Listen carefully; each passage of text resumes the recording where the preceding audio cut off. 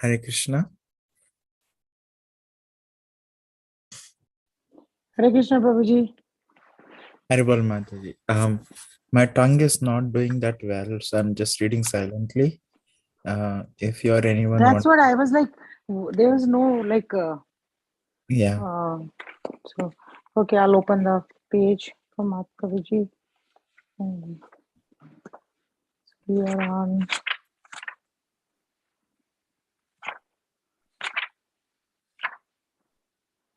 so which chapter we are reading, Prabhuji? Chapter 7.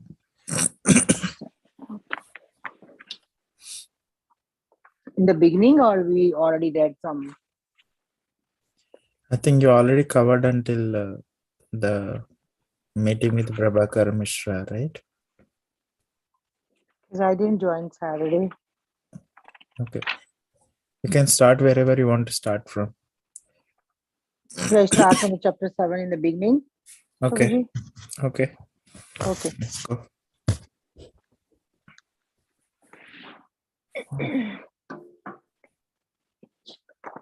Chapter 7, Jhansi, the Lagoon of Devotees. Wanted candidates from any nationality to qualify themselves as real Brahmins for preaching the teaching of Bhagavad Gita for all the practical purposes throughout the whole world. Deserving candidate will be provided with free boarding and lodging. Apply A.C. Vedanta, founder and secretary of the Lagoon of the Devotees, Bharti Bhavan, P.O., Jhansi, UP, Abhay Charandi. It was another 12-hour ride with a dozen of stops. The trains rattling and clattering and its rocking from side to side made writing difficult. But Abhay, crowded on the wooden bench with other third-class passengers, kept writing. Within the dingy compartment, passengers eyed one another complacently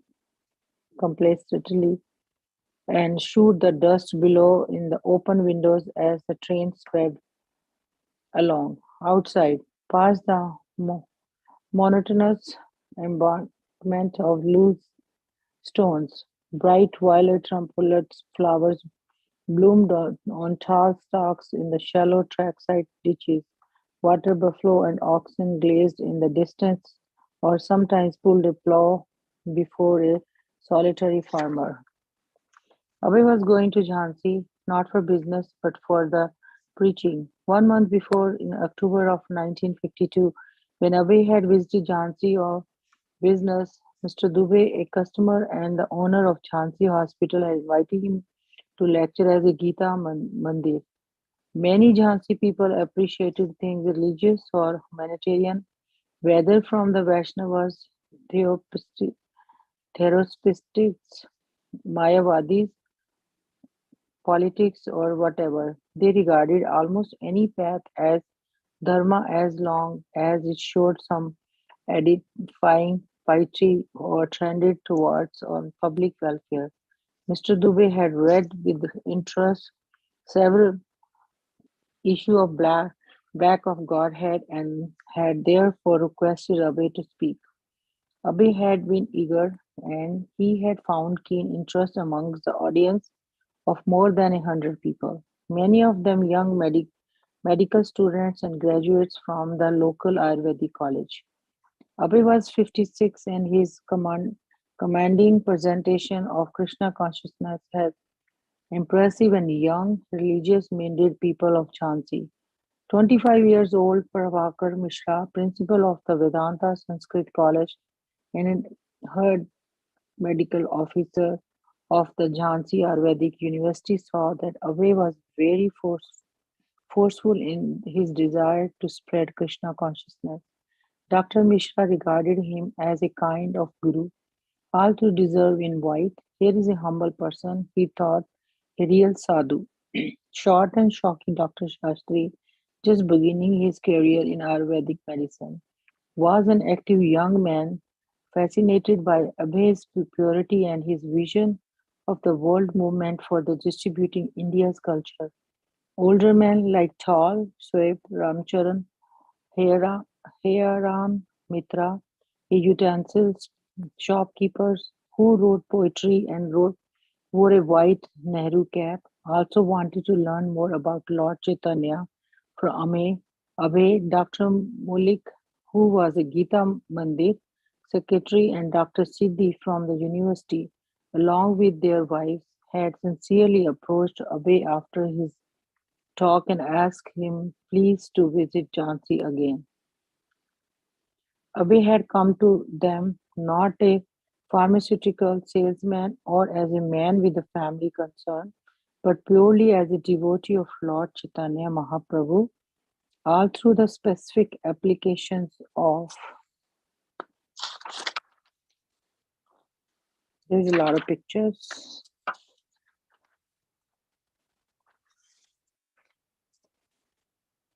Each picture have some lines. You want me to read those too or not? We can skip Madhavi. Okay. Krishna consciousness, as given by Srila Bhaktivedanta Saraswati, were new to his audience.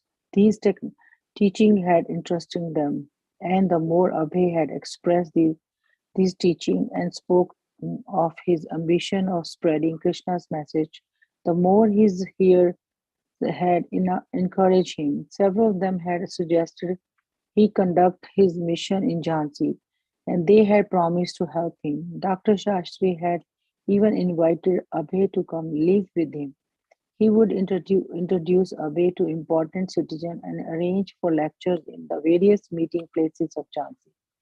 After staying for 10 days, Abhay had returned to Allahabad, but remembering Jhansi, he had been unable to concentrate on his business, because something more important was on his mind: the need for an association of devotees propagating the teaching and practicing of Krishna consciousness worldwide. With the Gaudiya Math now broken into permanent Shachisms. What does that mean, Prabhuji? Shachism? I don't know. His god brother conducting their own private ashrams in separate locales, apparently Permanent employ. skism. Pardon? Permanent skism. Yeah. Apparently, previous of any reconsultation, something would have to be done if the overwhelming atmosphere of godlessness were to be corrected. There must emerge, as Srila Bhaktivedanta Saraswati had envisioned, a legion of the preachers was with the activities worldwide. The nation of the world had sought unity through the Legion of Nations, and recently thought the United Nations. The Legion had failed, and so would the United Nations unless it recognized the true spiritual unity and equality of all living begins in terms of their intimate relationship with the Supreme Personality of Godhead. Abhay did not expect any good to come of such organization through they wanted peace and unity. Their attempts were simply another features of goodness. No creating peace and unity was the duty of Vaishnavas. So Abhay had been thinking that perhaps a likely place to start an organization of devotee would be Jhansi. It wasn't a major city, but at least he had found concerned people. The student had listened and accepted and had said they would help. Abhay had sensed a certain lack of sincerity and depth in their appreciation and the sentimentally that made him doubt their seriousness. But if he could find a few or even one who was serious, then he would have a beginning. He wanted to preach. That was his mission. Besides, he was already getting older. If something were to begin, it would be now. So he would go to Jhansi again to stay with the indefinite duration without much concern for the Allahabad affairs. Abhay left the pharmaceutical business with his son and nephew, informing them that he was going to Jhansi. As the train pulled into the station, Abhay saw Dr. Shastri waving energetically. They rode together by Tanga to Dr. Shastri's dispensary, and the talkative, effusive doctor promised many preaching opportunities and interviews. Dr. Shastri also spoke of the lore of Jhansi. The site of present city had formerly been a part of the forest of in which Lord Ramchandra had practiced austerities many thousands of years ago. The Pandavas had lived here during their exile, and since then many great Vedic sages had had their hermitages in the area. Jhansi had also been the home of Indian heroine Lakshmi Bai, who is in the mid 19th century had taken part in starting the Indian independence movement against the British regime. Statues and pictures of Lakshmi Bai riding a horse and holding a sword in her upraised hand were displayed throughout the town. But the Jhansi of 1952 was a crowded, poor city with the dirt streets and minimal technology amenities. Dr. Shastri lived along in a two-story rented building in Jhansi, Chipri Bazaar. On the first floor, he had his clinic, and upstairs his one-room residence, which he had offered to share with Abhay. The young but influential doctor was a good person to introduce Abhay to respective citizen of Jhansi, and he was eager to do so, outgoing and energetic. He moved easily amongst the people of his town. He was respectful towards Abhay, who was twice his age and whom he appreciated as being firmly fixed in the Vaishnava philosophy and way of life. Dr. Shastri saw it as his duty to help Abhay, and he gladly introduced Abhay to others and arranged for lectures. Abhay and Dr. Shastri would cook and eat together like family members. Abhay revealed his idea for the Legion of Devotees and the organization with worldwide scope but based in Jhansi. The citizens of Jhansi, he said, should all take part in helping spread Lord Krishna mission. Lord Chaitanya had said that Indians have a special responsibility to distribute God consciousness both in India and around the world. Dr. Shastri, in his heart, always it was burning that the whole world was suffering in the materialistic view. Everyone is busy now, eat, drink, and be merry. So the whole day he was touring and preaching his mission that was prescribed by Chaitanya Mahaprabhu and his Guru Maharaja. He was having iron will, determination, and self confidence about his mission. He was not doubtful at all. He was the Dardha staunchly, staunchly determined. Actually, he was always preaching Harinama, Harinama, Harinama, Kavalam, Kalu Eva Nashte, Eva Gate, Anyayatha. No other way except Hare Krishna Nama. So always discussing, sometimes the whole night he was discussing with me. And sometimes I was fed up. I was requesting, please do not disturb me. Please let me sleep. And he, the old man, missionary worker, he was just like a young man. I was a young chap, and he was just like my friend, my elder brother. He was like my guide and teacher, because a preacher is a friend, philosopher, and a guide. He was always trying to create a good atmosphere through Shrimad Bhagavatam and Bhagavad Gita. The whole Bhagavad Gita was his practical life. His mission was not the mission of preaching only, but the practical action. He was also trying to catch me for this mission, and I would try to slip away. I did not think that he would do any miracle for spiritual revelation for the world all through that is what he urged us. While Dr. Shastri tended his clinic, Abhay sat and spoke with patients, occasionally recommending medicines but mostly preaching. But now he was content to live and preach in Jhansi. Here was life. People respect to him preaching who responded to his urging them to chant Hare Krishna. He desire and determination to leave everything else behind and preach day and night, depending on Krishna for the results, were increasing. He began regularly lecturing and chanting at various programs in the city, sometimes at several in one day. On Sundays, he would lecture at the Sadhana Mandir, another day in the Gita Mandir, another day in the Theosophical Society, and regularly in people's home. Mr. Mitra, the spokekeeper poet, maintained a Siva temple near his home, and Abhay began to perform kirtan and lecture there. Sometimes Mr. Mitra would speak in Hindi on Bhagavad Gita as a Sadhana Mandir, and Abhay would attend. Sometime Abhay would visit Mr. Mitra at his utensil shop. The shop was in crowded Jhansi Bazaar and open onto the busy street. Abhay would sit down like the ordinary customer amidst stacks of stainless steel buckets, plates, bowls, and lotus, and speak to Mr. Mitra and friends about Chaitanya Charitamrita.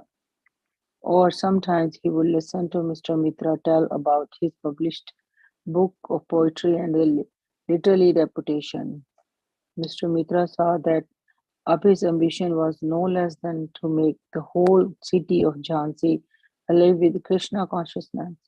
Abhi quoted Chaitanya Charitamrita, one who has received the great fortune to taking birth in India should make his life perfect and then do good for others by spreading Krishna consciousness. And Abhay would add, the whole world is waiting, Mr. Mitra, for our spiritual revelation. Mr. Mitra would nod, his handsome Nehru like face forming a smile, but he saw that Abhay wanted people to do merely more than merely listen to him.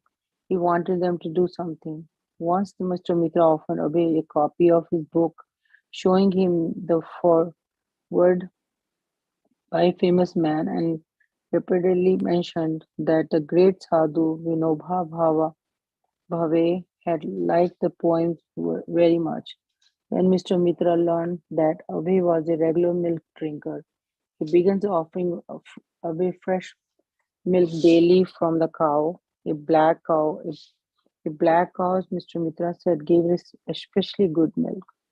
Abhay invited Mr. Mitra to accompany him on foot to nearby village along with the Kirtana party for preaching, but Mr. Mitra declined by being unable to get anyone to tend the shop for him. Another young Ayurvedic doctor was Dr. Siddhi, who immediately expressed interest in Abhay's enthusiastic plans for spreading Krishna consciousness. Dr. Siddhi, he came several times to my place. I have got a kirtan room on my roof, and he performed kirtana there as well as the Gita Mandir. We were also going daily to the Theosophical Society.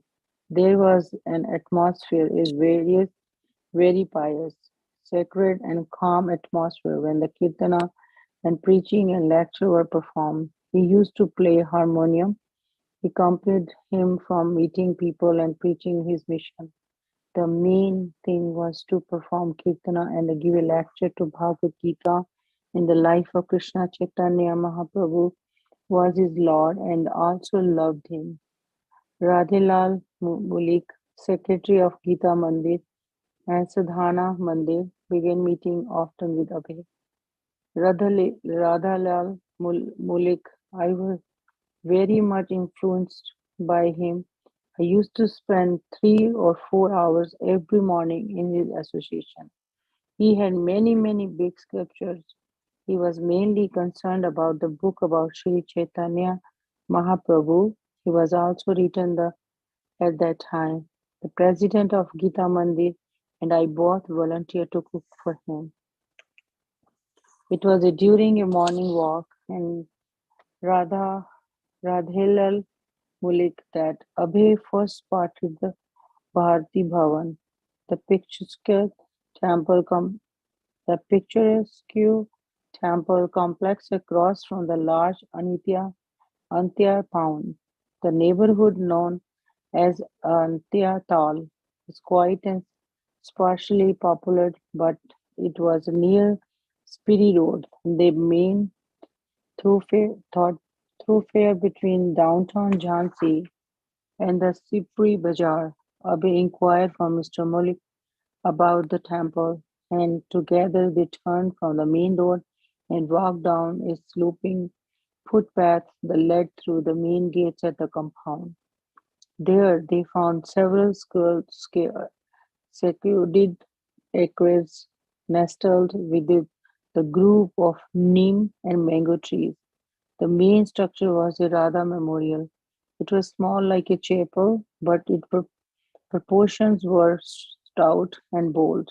Sitting on the octagonal stone base, it rose on eight ornate pillars of red and white chipped marble to a stone dome on top. Two elephants bearing the goddess of future Lakshmi on their upraised trunk decorated the entrance. Con- Concentrate bunting and striped patterns of red, green, and blue added to the decorative yet passive effects. The entrance was marked with the word Radha Smark carved in Hindi script and above in the English translation Radha Memorial.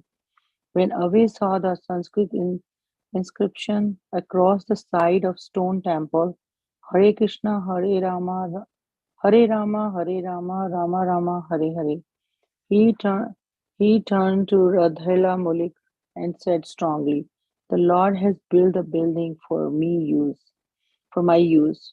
From that moment, Abe was determined to have the building.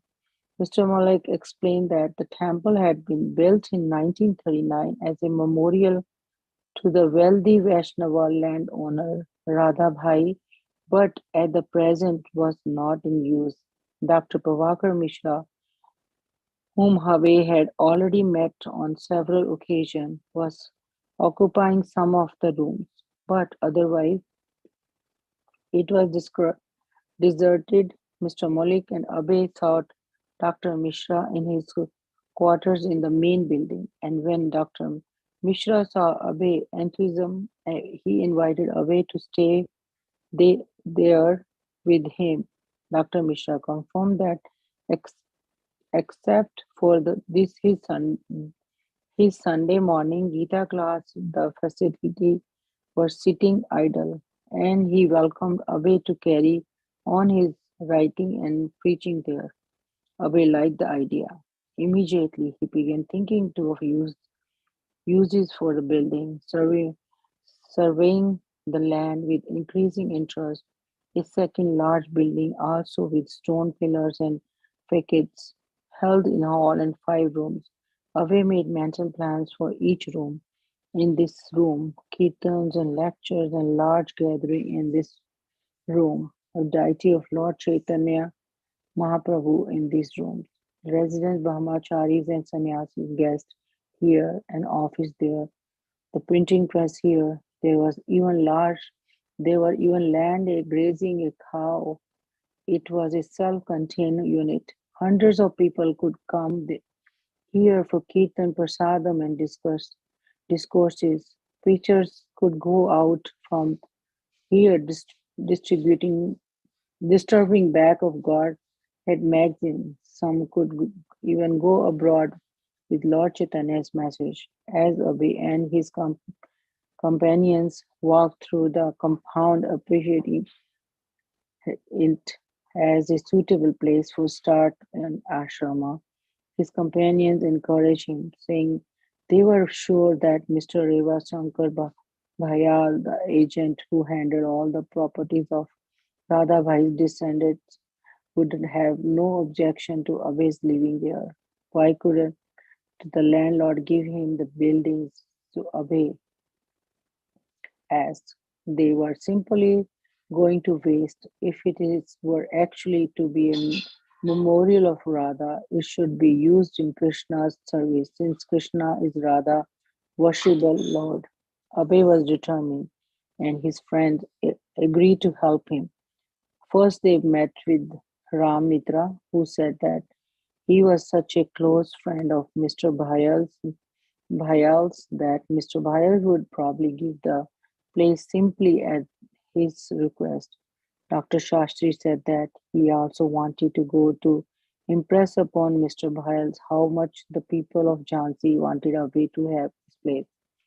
When Reva Shankar Bhayal met with his friend Ram Mitra, also presents were Abhay, Dr. Shastri, Radhela Mulik, Prabhakar Mishra, and Suryamukhi Sharma, a young educated Jhansi woman. They presented the case from several angles, and Mr. Bhayal listened. He agreed that he wasn't using the place at present. This seemed to be a good cause. He agreed to let Abhay use the facility for the legion of devotee for as long as he liked, and at Abhay's request, he agreed to become a member of the legion. They shook hands. On behalf of the estates, Mr. Bhayal presented the Bharti Bhavan properties in charity to Abhay Charan Dev and the legion of devotee. You want to share your highlights, Mataji? Sure. What I see, like, there's a say when you have will, there is a way. Mm. So he was very determined, like he wants to do something, even though he never enjoyed his grasta life, married life, anything. Only two motive to spread the Hare Krishna's, uh, everywhere.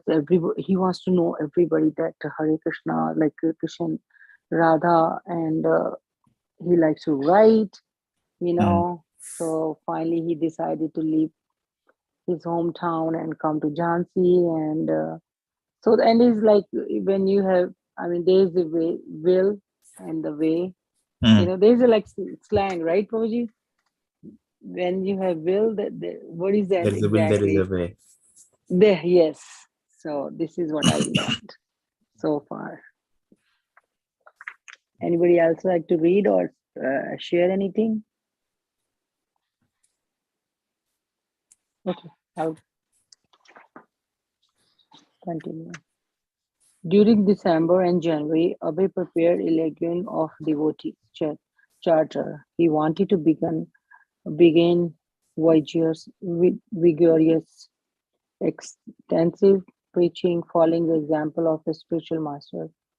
Once he began to set his goals to paper, the project immediately began to expand. Beyond Jhansi, beyond India, of course, the legion of devotee was for the young people of Jhansi.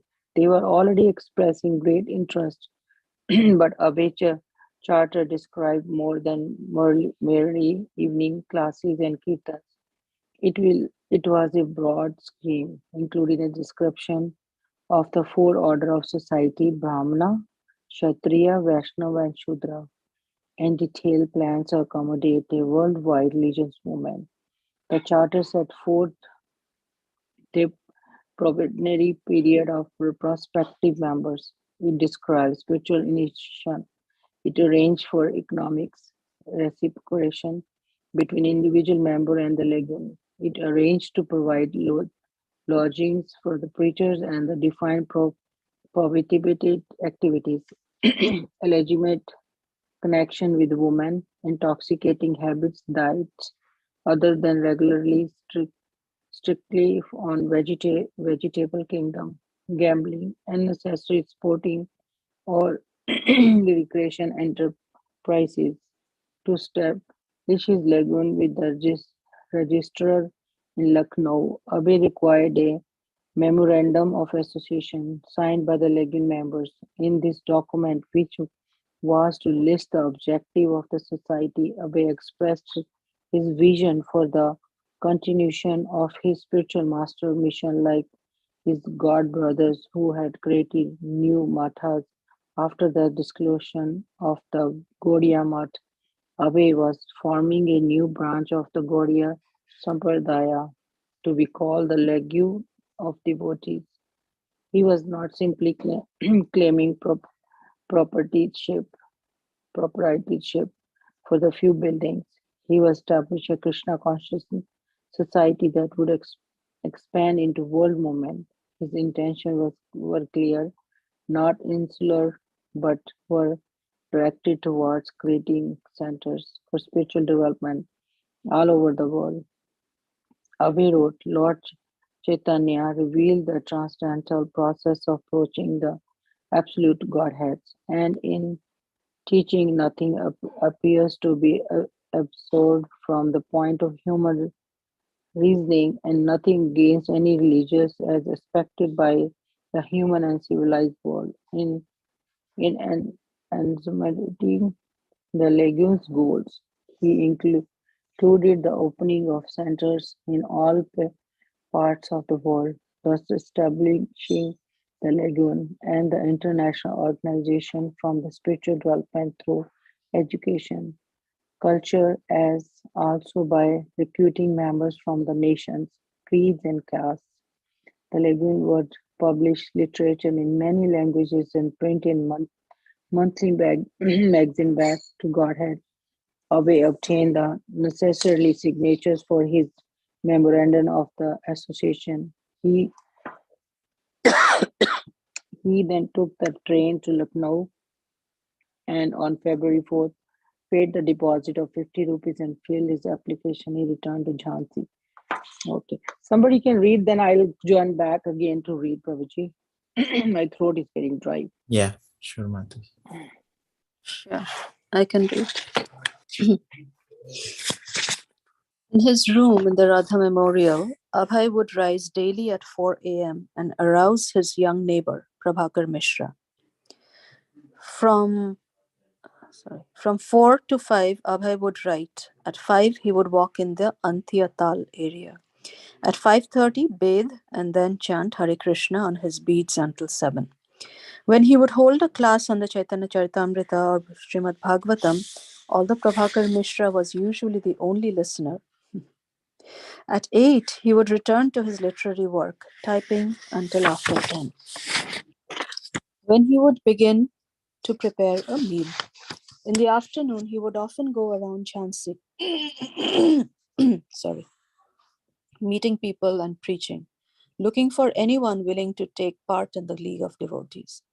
In the early evening, he would write until 7, when he would prepare for the kirtan and lecture. He would hold at one of the various places in the city, depending on where he was invited. Although Abhay had no money for continuing back to Godhead, a well-established part of his preaching was to write essays, regardless of whether they were to be immediately published or not. Wow. He wrote a long essay, some 24,000 words, entitled Message of Godhead. He also wrote a series of chapters propounding the teachings of Bhagavad Gita, especially as they applied to world problems, and Science of Devotion, a summary study of Rupa Goswami's Bhakti Rasamrita Sindhu. On May 16, 1953, Abhay held a grand opening celebration for the League of Devotees with continuous readings, kirtan, and prasadam distribution from early morning until night. The buildings were decorated with leaves, flowers, and many earthen water pots. In the evening, when attendance was the greatest, Abhay lectured from the 9th chapter of Bhagavad Gita on Rajaguhya Yoga. Prabhakar Mishra conducted a fire sacrifice, and several brahmanas chanted mantras from Brahma Samhita. Guests received a 16-page prospectus containing Abhay's essay on the need for the league, and an excerpt from the charter explaining its goals. It was signed Om Tat Sat, Abhay Charanaravinda Bhakti Vedanta, founder and secretary. The opening was a pleasant, auspicious event for the people of Jhansi, and hundreds gathered in the evening for Abhay's lecture. Dr. Sharma, a charter member of the League and editor of the Jhansi daily newspaper, had already publicized the event and was planning a write-up for the following day. The Gaudiya Patrika also reported on the opening. The editor of the local Theosophical Society, Sri Lakshminarayan Rajapalli, was also present. Although he holds different philosophical opinions from Bhaktivedanta Prabhu, he was very sympathetic with this movement. In the assembly, there were many people worth mentioning. The inauguration and establishing of deities will be done soon. The assembly will request Rajapati Shri K.M. Munshi to perform the inauguration ceremony. Their center had been registered by the Society's Registration Act. Shri Bharti Bhavan is the name of the League's building, in which they have a lecture hall and a temple that resembles a palace. The assembly has many activities at the center, and there are also facilities for members to live there. Abhay felt confident that the Bharti Bhavan would now be established and recognized as the home of the League of Devotees. He was happy to see that the opening day was not merely his private affair, but an event celebrated by the most important citizens of Jhansi. His past life was seeming further and further behind him each day. But one day, after he had been in Jhansi about 6 months, a telegram arrived bringing a startling reminder of his past connections. His business in Allahabad had been burglarized. His servants had stolen all his money and medicine and anything else of value. It had been a loss of 7,000 rupees. Abhay read the news, laughed, and uttered the Bhagavatam verse, Yasyaham anugrahnami. Harishye tadhanam shane, tato dhanam tyajanti asya, svajana dukhar dukhitam. Prabhakar Mishra advised Abhay to go back to Allahabad to recover what he could. No, Abhay said, this is good for me. I was sad. But now one great attachment has come to an end, and my life is fully surrendered and dedicated to Sri Sri Radha Madhava. Abhay's son Vrindavan soon arrived in Jhansi, requesting Abhay to come to Calcutta to revive the business. Abhay Charan De and sons. As they sat together in Abhay's room in the Radha Memorial, Abhay explained that he could not go back. He requested Vrindavan to stay and assist him by doing typewriting, but Vrindavan returned to Calcutta. From his first meeting with Prabhakar, Abhay had urged the younger educated man to take part in the League of Devotees as a full-time assistant. Although as lecturer and medical officer, Prabhakar had many duties at the university. He helped as much as he felt he could. He soon became Abhay's most active assistant. Abhay appointed him secretary to the League and after several months initiated him. Thus Abhay became Prabhakar's spiritual master, and Prabhakar became Abhay's first disciple. Wow. As a preacher, Abhay was duty-bound to accept disciples, giving them the Hare Krishna mantra and the Parampara instructions as he had received them from his spiritual master. Prabhakar, however, not being a completely surrendered disciple, remained independent, more like an assistant than a disciple. As university principal, Sanskrit scholar, and medical doctor, he continued to pursue his own interests also. Srila Prabhupada, that League of Devotees, I was alone. There were some students, but they were not so active. I was doing everything. I wanted to organize with Prabhakar Mishra and others, but they were not interested to devote their whole time. If you asked them to do full-time work, that he did not do. But he was initiated. They were all learned scholars in Sanskrit, medical men. Thus, when the Gaudiya Patrika had reported the opening day ceremonies, it was referred to Prabhakar in honorable terms. It had referred to Prabhakar in honorable terms as Abhay's partner in the League of Devotees, although he was actually Srila Bhaktivedanta's initiated disciple. Bhaktivedanta Prabhu summoned the service of the Honorable Acharya Srimad Prabhakar Mishra Shastri Kavya, poetry, Vyakaran, grammar, Vedanta philosophy, Tirtha, BIS, MSA, to perform the sacrifice. He is the principal of a college in which the Vedas and the Vedangas are taught and degrees are given. He is also assistant manager of the League of Devotees.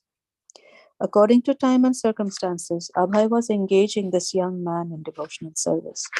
Abhay was interested not in collecting disciples, but in establishing the League of Devotees. And for that, he needed assistance. Prabhakar Mishra. When I first met Swamiji, he said to me, "You're a Brahmana and a Prabhakar, and you are eating in a restaurant? You come with me. I will feed you myself, and I shall cook." So we would prepare prasadam, and offering it to the Lord, we would take Bhagavad prasadam together. In this way, by his mercy, I got the chance to take prasadam. He also said to me, "You become Keshahin, shaven."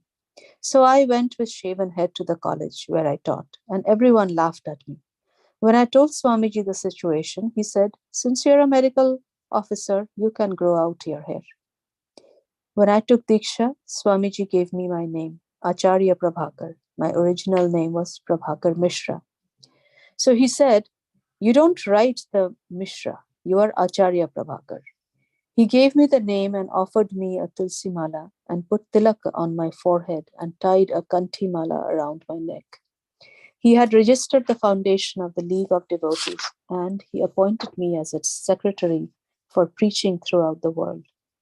We used to go to the villages for Sankirtan and Bhagavad Gita Katha continuously. Abhay started a Sankirtan movement in Jhansi, at first accompanied only by Acharya Prabhakar. He used to walk about the neighborhood of Nebhasti chanting Hare Krishna. As he continued this practice, his group gradually increased until 50 people were gathering regularly to go out on parikrama, chanting together and visit temples. Afterwards, they would gather at the Radha Memorial for an evening lecture. When Abhay would go to preach in the nearby villages, he would usually be accompanied by whatever league members were free. Once he went with Acharya Prabhakar on Padayatra, traveling on foot and preaching, to Chirgaon, some 20 miles from Jhansi. In Chirgaon, there lived a nationally known poet, Maithili Saran Gupta, who received Abhay and his disciple at his home for dinner.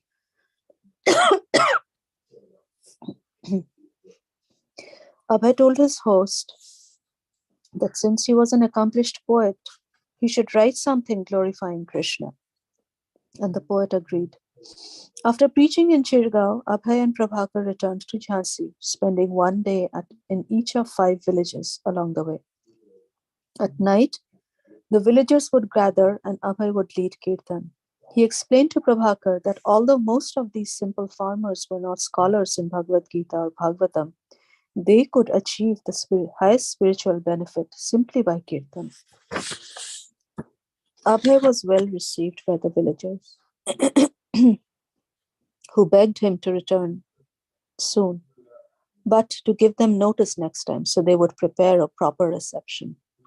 While preaching locally, Abhay was simultaneously working to give an international scope to his League of Devotees. He wrote to government agencies asking them to help him expand his genuine educational project. And he also tried to recruit preachers from amongst his friends. He wrote to his old college classmate, Rupen Mitra in Calcutta, inviting him to join in worldwide missionary activities. My mission desires to train up 40 trainees, and I have asked help from the government for this useful educational purpose. I want that you may be one of the trainees in this regard, and you can ask Kartik Dada to join us in this spirit. You will know from the papers sent to you how we live and what we do, and thus you can make up your mind whether it is possible for you to join us. The first thing is that we want to train up some retired men in the Vanaprastha life and some young men in the Brahmacari life. I have no inclination for the sannyas life, which is rather a difficult job for the fallen people of this age. The so-called sannyasis in red garments have spoiled the good name of such order of life. Abhay also asked Rupen, kindly let me know the charges of this advertisement in the English and vernacular papers of Calcutta.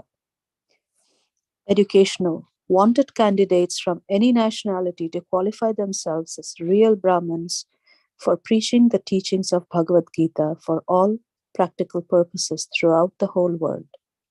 Deserving candidates will be provided with free boarding and lodging. apply. A.C. Bhaktivedanta, founder and secretary of the League of Devotees, Bharti Bhavan, Post Office, Jhansi, UP. Abhay wanted a deed stating that the Bharti Bhavan belonged to the League of Devotees. So far, he had only a promise. Thinking of Jhansi as a permanent headquarters, he wanted a written commitment. When he approached Reva Sankar Bhayal for a deed of gift, Mr. Bhayal gave Abhay a form requesting him to pay 500 rupees to register the building. But since Abhay had just suffered a loss of 7,000 rupees in Allahabad and had recently spent 3,000 rupees in his preaching, much of it going towards the opening day festival, he found himself unable to raise even 500 rupees. Acharya Prabhakar, despite his academic position, had very little money and was being subsidized by his parents with 3 rupees a day. Most of Abhay's congregation, especially the students, were in a similar position. Mr. Bhayal's request for 500 rupees didn't seem urgent, nor did he say what would happen if Abhay couldn't pay. But he soon made another request. Mr. Abhaycharan De should buy the Bharti Bhavan for 5,000 rupees. It was disconcerting. The generous gift had turned into a purchase offer. The people in town were already referring to the property as Abhay's Bhaktivedanta Ashram, and the League of Devotees was printed in large letters across the wall of the compound. When pressed by Abhay's friends, Mr. Bhayal assured them that Abhay could go on living there, but ultimately he would have to buy. Mr. Bhayal said he would give the League of Devotees first consideration and a good price. Abhay worried, not knowing what the landlord would do next. If the League could purchase the property, that would be the best. But he had been unable to raise even 500 rupees. 5,000 rupees seemed impossible. Abhay found no strong financial backing from his congregation. His league did not include even a single full-time worker. He did not know of one way to raise money. His pharmaceutical business. Oh, he did know of one way to raise money. His pharmaceutical business. He still had a small operation being run by his son in Calcutta. Abhay had formerly been earning 3,000 rupees a month. He considered approaching God Brothers for help, but the prospects for earning the money himself seemed more likely. For 30 years, he had earned money by his pharmaceutical business, and he could do it again for the most worthy cause. When he arrived in Calcutta in the spring of 1954, he was without money. He chose to live with the God Brothers at the Gauriya Sangha at Chetla, the same neighborhood his family lived in. Since he had no money, the head of the ashram bore his expense. Abhay gave daily discourses on Srimad Bhagavatam, which the Gauriya Sangha Brahmacaris highly appreciated. Krishna Kumar Brahmacari, even after he left, his sweet, melodious voice would ring in my ears. He used to often express a desire to go abroad and preach. One of his sons was running a small business, Vimal Tone Laboratory, and thus supporting the family. Abhay knew that his wife would not be interested in his work in Jhansi. His son had been there but had not been impressed. The family would see his preaching in Jhansi as a threat to their home life. Abhay, however, was sustaining himself by his vision, which was now taking practical shape, of a world reformed by Krishna consciousness. He even thought of opening a branch in the League of Conscious Devotees. He even thought of opening a branch of the League of Devotees in Calcutta. Okay. But inevitably, he was plunged again into family responsibilities. Some of his children were still unmarried. Rent and bills had to be paid. Even if he were to develop the Vimal Tone Laboratory, the family would demand whatever he earned, and even if he were to accede to their demands, live at home and give up preaching, the greatest difficulty would still remain. They weren't serious about devotional service, nor could he change them. What was the use of conducting a business if they would not be devotees? He visited his friend, and the same old scene occurred. Local friends came to visit, and Abhay began preaching, giving Bhagavad Gita classes just as he had been doing in Jhansi. Meanwhile, his wife and the rest of the family would take tea in a separate room. Srila Prabhupada, I wanted as much as possible to get her to work with me in spreading Krishna consciousness, to get her help. But she was very determined. She wouldn't help me in spreading Krishna consciousness. So finally, after many years, I could understand she would not be of any assistance to me. She was very attached to drinking tea. I was always telling her not to drink tea because I wanted to have a nice Vaishnava family. So although I was repeatedly telling her, this time I finally said, you have to choose between me or tea. Either the tea goes or I go. In this way, I was even criticizing my own family. But because they were thinking I was the husband or father, they couldn't take my instruction seriously. So she replied, give up tea drinking or give up my husband? Well, I will have to give up my husband then. Of course, she thought I was joking. One day, Radharani made a great mistake. There was a system of barter in which customer would place on a scale an object a shopkeeper considered valuable, and the shopkeeper would then balance it with an equal weight of merchandise. So when Abhay was out, his wife took his worshipable Bhagavatam to the market and traded it for tea biscuits. When Abhay came home and looked for the book, she told him what had happened. She hadn't taken the matter as a very serious thing. She was out of tea biscuits. But Abhay was shocked. At first, he felt depressed, and then a wave of absolute resolution passed over him. His family life was finished. When he told them he was leaving, they didn't understand what he meant. He had been leaving for 30 years. He was always coming and going. When he walked out of the door, they thought, there he goes again, he's leaving.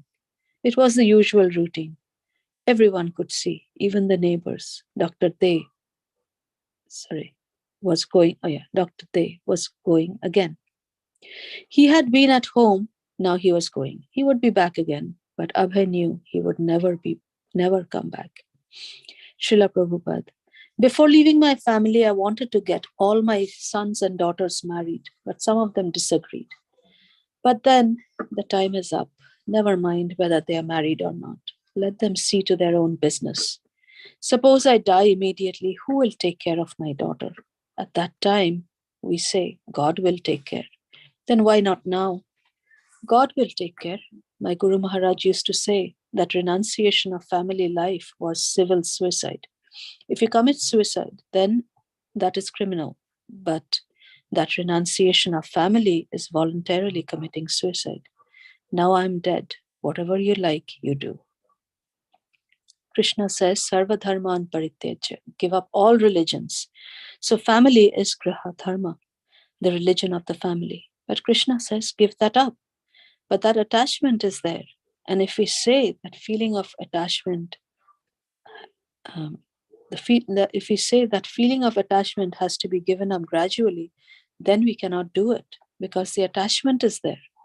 But if God will take care of them if I die immediately, then why not now? His spiritual emotions were so turbulent that he wasn't thinking of going to Jhansi. He wanted to take a train to anywhere. Then he remembered some old God-brother friends who were living in an ashram in Jhargram, only a short train ride south of Calcutta. So he borrowed 10 rupees from a friend and bought a ticket to Jhargram. It was a small mutt. When Abhay arrived, he was welcomed by Paramhamsa Maharaj, Damodar Maharaj and others. Paramhamsa Maharaj had been present when Abhay had first met Bhakti Siddhanta Saraswati, and he remembered Abhay as he had looked then, dressed in white khadi, looking like a Gandhian anarchist. Abhay explained to him, I couldn't fulfill my family's needs. So now let me preach the message of Lord Chaitanya. Abhay told him how business had failed and how he had willingly left his family and was now destitute. Paramhamsa Maharaj. When Abhay arrived, he appeared very poor, starving. He had no means.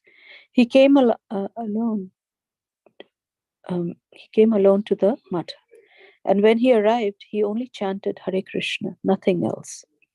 Abhay spent his time in Jhargram chanting the holy name and becoming settled in detachment from his family.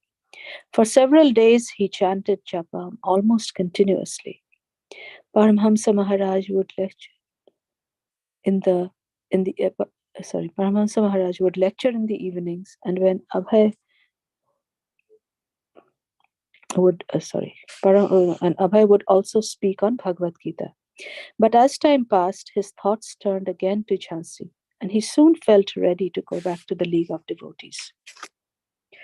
He had to secure the buildings and go on with the preaching. But before returning, he obtained a large deity of Lord Chaitanya that he planned to install at the Bharti Bhavan.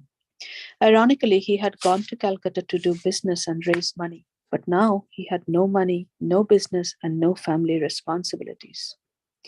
He had been married 36 years, and at age 58, he had fully taken to the Vanaprastha order. Now he could dedicate his life fully to preaching Krishna consciousness. Abhay did not adopt the saffron dress of a Vanaprastha, but continued wearing a white dhoti and kurta.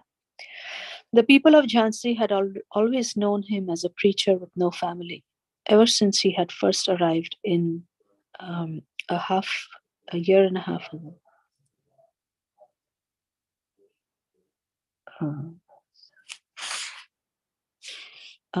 Sorry, I lost Mata, you want me to continue? If you are. Yeah, go ahead, Mataji. Okay. I'll continue. Then 15 minutes after you can start.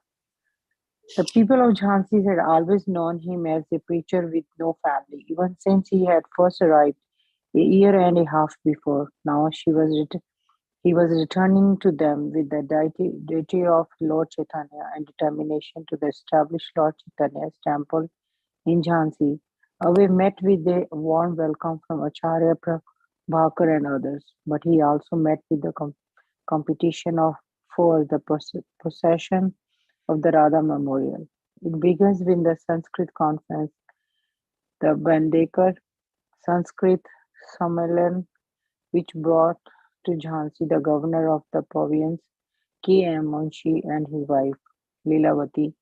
An active social organizer, Līlāmṛta Munshi had opened several branches of the Mahila Samiti Sangha, a society that aimed at socially uplifted women by teaching them secretarial skills and English. To educate Jhansi ladies, Chandramukhi and the Suryamukhi wanted such a woman in social program for Jhansi, and they took the opportunity to approach Līlāmṛta Munshi during her visit. She inspired them, and they began to talk about where in Jhansi and they could open one of her social centers. Perhaps, suggested one of the ladies, the Bharti Bhavan could be used all through Suryamukhi Sharma had been one of the sympathizers who had first approached Mr. Ghayal on behalf of Avecharan, and had asked that he be given by Bharti Bhavan for the lagoon of devotees. She felt that the lady's cause was more important, and she knew that Abhay ownership of the building was not settled. The woman agreed that the building would be an excellent facility for the Mahila Samiti Sangha branch, for their cause was more urgent than the Abhay's charans. Suryamukhi, assured of support by the governor's wife, called on A.C. Bhaktivedanta. She explained that his legion of worldwide Vaishnavas would never take shape. He was a nice person and she liked him, but she did not think he could realize his extraordinary expectations. She suggested he vacate the Bharti Bhavan so that the governor's wife could organize a women's social center.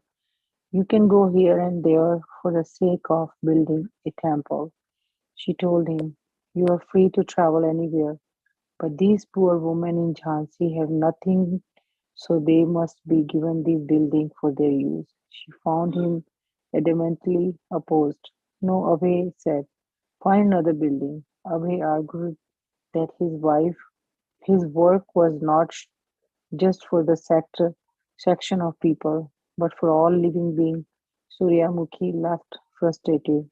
Abhay was surprised that the member of the Lego devotee was now working against him, and the maneuver was being backed up by the governor's wife. Mrs. Munshi could work at the much more influence level without having to confront Avis directly and without his even knowing what she is doing. After she talked with the Mr. Bahal's, word got around that Mr. Bahal had been pressured to pursue Abhay Charan to relinquish his claim to the Bharti Bhavan. Mr. Bahal owned a cinema house in Jhansi, and there was talk that he could have a lot of difficulty with the operator license unless Abhay Charan vacated the Radha Memorial. In December 1954, Mrs. Mushi wrote Abhay in a reference to his failure to raise the 5,000 rupees. Dear Vedanta ji, she wrote, you wanted to organize there, but you could not. But I have got their instruct institution, Mahila Smriti. Why not give it to me? Abhay was of the mind of resist. He had a lawyer friend who advised him that even though he was opposed by the governor's family, he had a good cause that would stand up well in court. Indian tradition of respect of religious building was on his side. Abhay replied to Mrs. Munshi, introducing himself as the founder of the Lagoon of Devotee. He explained the goal of the lagoon, enclosed a copy of his prospectus, and presented many statements by prominent people.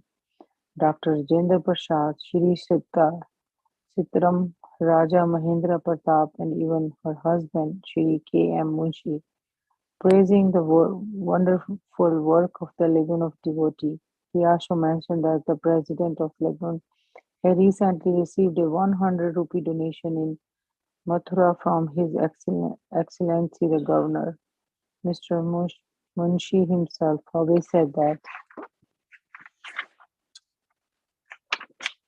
all through work had been going on slowly but peacefully in Jhansi. His mind had now been bothered by Mrs. Munshi's negotiation. He requested her not to pressure anyone about the occupying the Bharti Bhavan through the admitted. If you or any one of your agent to try, the pressure will be more weightful. I am in non-nonity in that comparison. Abhay hoped that by his presenting the details of his legacy, he would understand that his was a better cause than the Mahila Smriti. He quoted the first three verses of the fourth chapter of Bhagavad Gita, wherein Lord Krishna describes how the ancient science of Bhakti Yoga is received through parampara, the order of succession from the teacher of the next, and how kings are responsible for seeing that Krishna consciousness spreading for everyone's benefit. He also argued that since, according to Bhagavad Gita, only a few among us thousands and thousands of men endeavor and self-realization, and since the Lagoon of Devotee engaged its members in self-realization, he was providing an important and rare service. He offered to meet with Mrs. Munshi along with some 15 sannyasis from the area and suggested that she work cooperatively with them and understand the importance of the lagoon. The lagoon of devotee was benefiting all classes.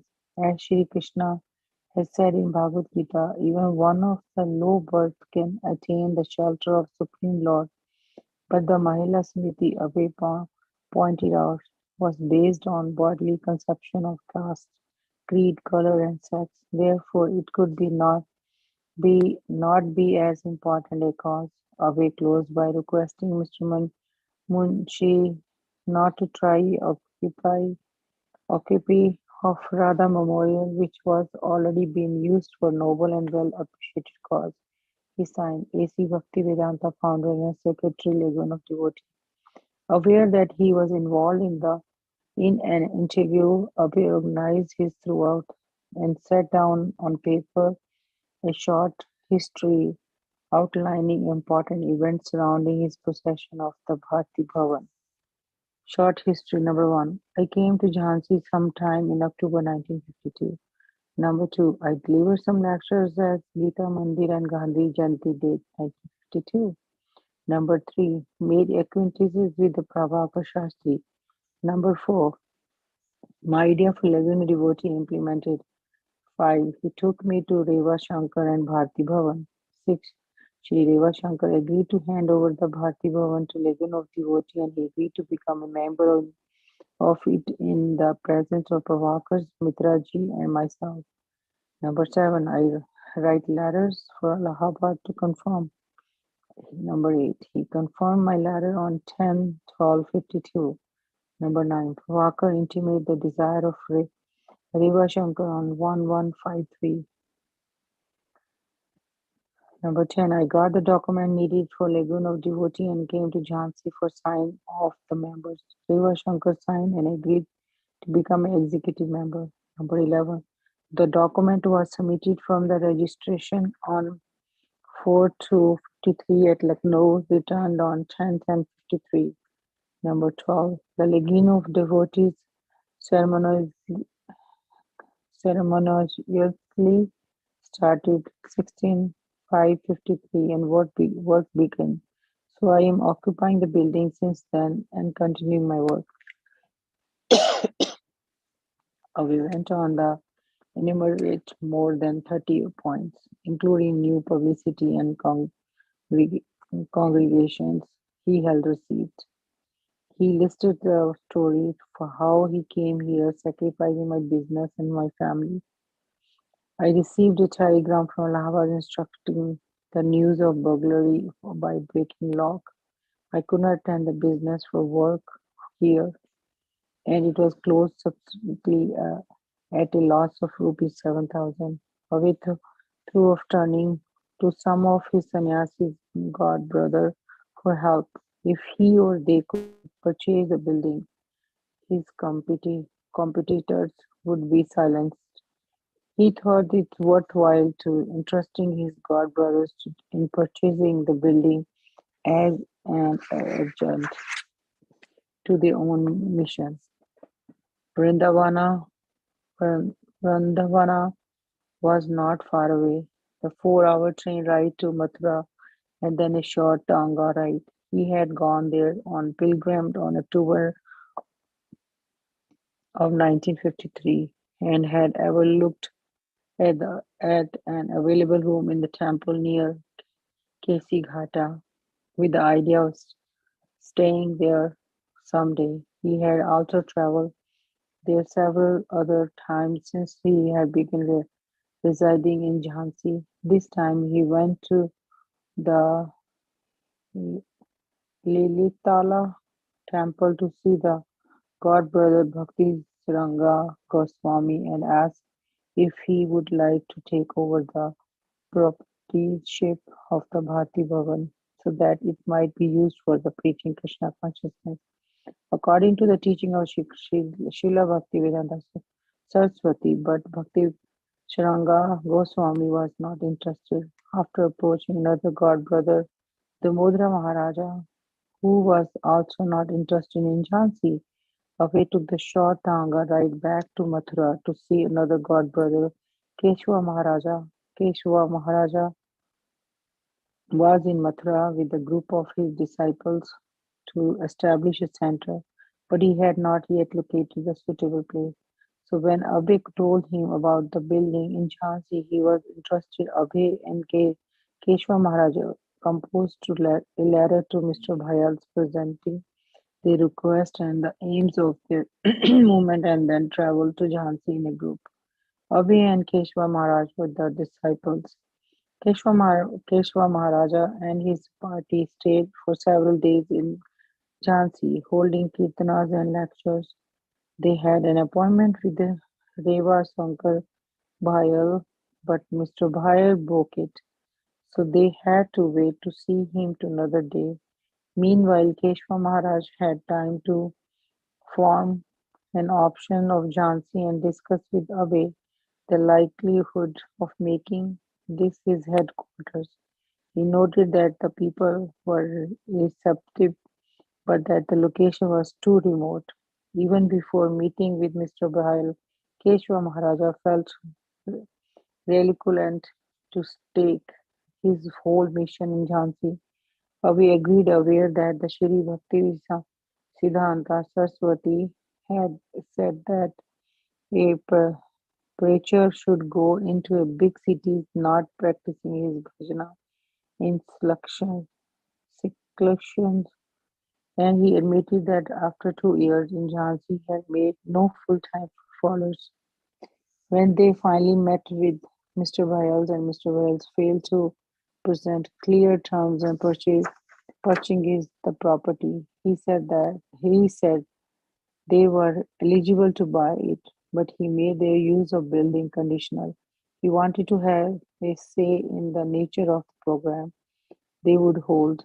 Abe knew that this was just a further sign of shady dealings. He suspected that Mr. Bhayal was under mounting pressure to give the buildings over the Mahila Samritya. Keshwa Maharaj, having lost all interest, decided to go back to Mathura and he invited Abe to join him. But Abe remained. Mr. Bhayal wanted him out and he even returned Abe's deposit of 210 rupees, claiming that Abhay now had no justification for residing at the Bharati Bhavana. Abhay noted down the latest event in his short history. 29. He also gave me a check of rupees 210 in lieu of my deposit money with him, but he has no money in the bank. The bank has returned it with remark. Number 30. The money which was given to him was misappropriated by him for his own purpose, and now he gave a false check with the arrangement with the bank. Number 31. It is plain cheating to me from the beginning to the end. Number 32. I must be compensated for all the money before I can leave the building. But he saw it with the inscrutable will the Krishna. Events and opinion were turning him against conducting a mission in Jhansi. It no longer seemed auspicious. Srila Prabhupada, I wanted to start from there. It was a nice big house. It was not given to me rightly, but I was using. So somehow or other she got imagination that this house is very nice. She was the governor's wife through collector and through government officials. She made pressure, so of course there were many lawyers' friends. They advised me, you do not give up. But I thought, who's going to litigate? I thought that I have felt my home and now should I take up litigation? No, I don't want this house. Abhi remember how the Gaudiya Math preachers had expended their energy for years in the court, having terminated his long entanglement with family and business. He had no taste for a legal fight. He could have fought, but he remembered what Keshwa Maharaja had said about Jhansi being out of the way. Of course, the whole thing had just sprung up here Otherwise, Abe would never have chosen to establish his worldwide legion in such an obscure place. The educated young man and woman wished him well, as just as they had good wishes for the ladies' lagoon. The Theosophy Society, the Arya Samaj, the made other cause, but their good intention was certainly short of pure surrender and devotion. Even his one disciple could offer him only part-time help, but these considerations had not been sufficient to force him out. The real thing was that he was being driven out. Srila Prabhupada, if I did not leave, nobody could drive me. That was a fact, but I thought, who's going to delegate these things? It is the governor's wife, and she is pressing through to collector. The manager who is in charge is who is in charge.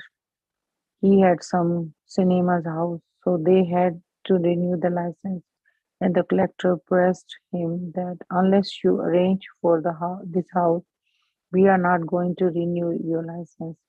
I thought unnecessarily this man will be in trouble. I will have to pay many rupees, and she is a governor's wife. He decided to leave. He told his friend to carry on the tune of devotee in his absence. They were sad to see him go, and yet even some of his friends openly praised the work of the ladies' society and were glad to see it come. They had not been able to help him financially, although they knew he had been unable to purchase the building on his own.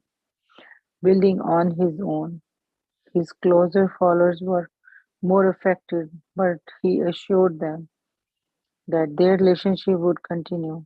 He would write letters to them, Acharya Bhavakar, Radha Mr. Mitra, Dr. Shastri, and he gave them instruction on what they should do, especially Acharya Bhavakar. Abhay told him he would be calling for him and expecting him to continue as secretary of the Legion of Devotees. Even if they don't make Jhansi their main residence, yet it was obvious that this chapter of making ambition plans for the world movement, going from house to house and village to village, performing Sankirtan, lecturing on the Gita, distributing prasadam, this was ended, and it was not likely that he would return or that the residents of Jhansi could expect to see him again. When Abhay left the Bharti Bhavna with its 6 foot high lettering, Legion of Devotees, painted across the outside wall, he felt sad. It had been a natural, spontaneous success for him. The young, educated people of Jhansi had took up to him from the start, and had it not been for the intrigue, he could he would never have left. But he felt he had no real choice. He had come as a family man or business and was living as a homeless Vanaprastha, forced to take shelter of Krishna. His plans were uncertain, but his desire was strong and his health good. So he moved on to Mathura, carrying with him the deity of Lord Chaitanya. It's the Mm, end of wow, it's really nice. It's sad. mm, You try very hard, mm, so but it showed like powerful people can do. When you have power in your hand, then you don't care about any like God or any like good cause or anything, but you just use your power to do things. But mm, let's see now what Srila Prabhupada will do. He left there because he doesn't want to fight, you know. So, uh, but his determination is still there. Like he mm, didn't give up. Mm, That's the good thing. When you don't give up, you always find the path. You always find the way to get the things. mm, Especially when you know that your Krishna is with you, you know, mm, so you are willing to do anything. But he decided to do the right way, not to mm, like hurt people feelings or so when he thought like even though whatever I do, they already made their mind, they're not gonna give him bhavan, right? mm, So then he decided to leave. It's very interesting, Prabhuji. mm. So anybody wants to start at chapter 8 or should we stop here, Prabhuji? What do you want to do? Yeah, we will hold here, Mataji. So we'll ask We'll others stop? also. No, Yeah, we will stop. Yeah, we'll we'll continue. start the chapter tomorrow. Okay. We'll ask So Anusha Prabhuji, how Mataji. many chapters in 2 books? I think it came to 70 chapters, something like that. 70? Mm-hmm. We are only chapter 8. Yeah. So even though Prabhuji, after April 10th, we can still continue and finish, right? Or do we have to still finish before the installation of Srila Prabhupada? Oh, we cannot finish it before installation. Yeah, 65 total Right. chapters. 65. Okay. Yeah, we will see, So Mataji. okay. That's good. Thank you so much, Prabhuji, starting this. I'm really enjoying it. Did we have Saturday or Sunday, Prabhuji? Sunday, it's not possible now. Right. But Saturday, did we have the reading? Saturday, last week, we were at MSF. We couldn't do it. Okay, that's good. Then that means I didn't miss that. Mm. Okay. So we'll come tomorrow, Prabhuji, 5 o'clock. Yeah, Thank let's you so ask much, Prabhuji. Chintamani Mataji and Anusha Mataji, to share their appreciations and we Sure. get benefited, Mataji. Yes. Anybody wants to share their thoughts? No. Hare Krishna. Yeah, it is. I mean, one would think that, oh, Prabhupada was so successful, but there's so much work that went behind and so many disappointments. So I guess it's kind of instructive to us to not feel frustrated or dejected. We have to keep going. That's kind of my takeaway. And and it's kind of that he had to go through so much. Krishna was still, didn't make it easy. At least, but once he went to the right place with his Guru Maharaj's direction, then everything started to open up. So yeah. We don't know. Follow. We don't know. We don't know. Oh, we don't know yet. Yeah. We don't know if everything got started opening up. Well, the first, yeah. I mean, the first, yeah. After the first, it's not easy. I mean, not easy even here. Yeah. Let's see what we get to know.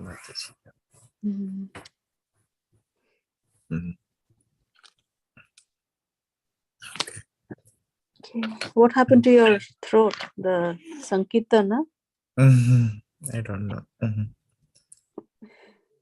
And Anusha Mataji. Hare Krishna, Prabhu. Hare Krishna, everyone. Yeah, so this chapter, I did not start from the beginning, but later on I understood what is happening. But I really felt so sad that from the family itself, he's not having enough support. And he just came out because there's nothing was going to change. And the few sentences when Mataji was reading, it was really sad that when he was going out, Prabhupada is going out, they were just thinking that, okay, he's going, again he's going. So those were really sad and with no, like he don't have any faith, like he don't have any expectations from family. So he just walked away because he was thinking there's so much to do. And like Chintamani Mataji was saying, we don't know. Maybe this is something where like Krishna is trying to help him, or Krishna is trying to give him more of it, more sad things that we don't know yet. I'm really waiting when he's going to take path for the West. Like, I don't know when he's going to take, when Prabhupada is going to take the boat or the ship, the cargo ship. I'm just waiting for the chapter. I don't know in which volume it will come. But yeah, it's So next something. chapter is crying alone in the wilderness. So Oh, okay. we'll see tomorrow. Yeah. There's But more. I really felt, yeah. Go ahead, Mataji. No, I was just going to say that there is more sadness, Mataji. You were saying feeling so sad. Looks like there's more coming. Yeah, I really felt sad when his wife was, she just took the Bhagavatam book for her cookies, Tea biscuit. tea biscuits.